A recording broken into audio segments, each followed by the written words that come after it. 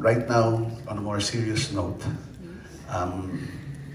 merong paboritong kanta si Nanay na baka gustong kantahin ng isa sa mga paborito niyang tao. Ang ating Oo, bakit hindi ka naka-long sleeves ngayon? Para sa mga godfather pa rin.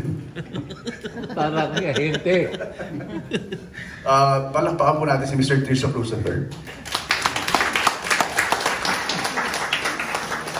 Salamat. Mamaya po nag-offer siya ng insurance. Kaya no, yung mga ibang nakakatanda na nandito ako isang gabi. Baka huwa kong ahente. Long sleeves pa. Tapos ito pong mga ito kausap ko. Diba? Tinatanong ko kung nag-offer daw ako. Sabi ko, hindi, dito may extra ako pag wala akong trabaho. Anyway, totoo lahat na sinabi mo. Di ba? Sinay Lolit, ayaw niya lahat ito. Pero ginawa natin. So, ma-realize mo ngayon na kung ano yung itsura niya. Oh. Di ba? Mga walang niya kayo. Hindi kayo marunong gumalang. Di ba? Para bang magaling siyang gumalang. Hindi.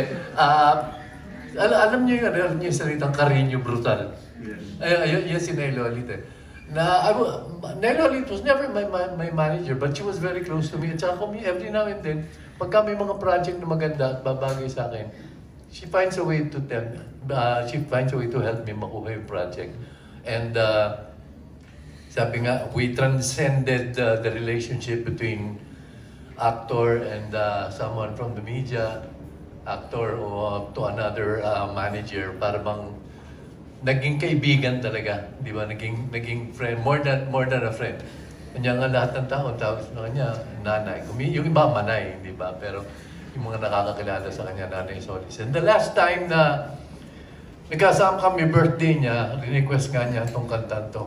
Oh, before I forget, si Nanay, ang daming alagang aso niya, di ba? Yes. Ano yata, 52 yata yung aso niya noon. And if there was one thing na napaka-sweet na ginawa niya, binigyan niya kami ng wife ko ng isa sa mga alaga niyang aso. Binigyan niya sa akin. Tsaka parang sabi niya, hindi ako basta nagbibigay ng mga alaga kong aso sa tao. Binibigay ko lang ito sa mga taong alam kong aalagaan din itong alaga ko. So, si Britney ang pangalan ng asong binigay niya sa akin. Pero nung original, ang tunay ng pangalan, Mojako. Naging Britney, pinalta ng anak ko. Sabi, parang ang tapang naman ng aso, baka kagatin ako. But anyway, she requested for this song last birthday niya, and I'd like to sing it now. Nay Lolit, thank you very much for the love. Thank you for the friendship. Thank you for being Nanay Solis, Nanay Lolit Solis for the industry.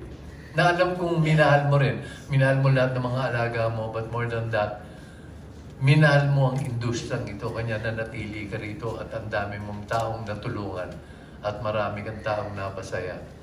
Kabilang na kami ng asawa ko ron at ng mga kaibigan namin at favorite son.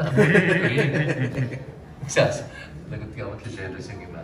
So, this song goes out for you, Manay Lolit. And nagkataon pa na itong song na ito, team song din namin ng asawa ko to. So, very, very meaningful din itong kanta to para sa akin. Kung natagpuan nyo man yung -1, pakawalan nyo na.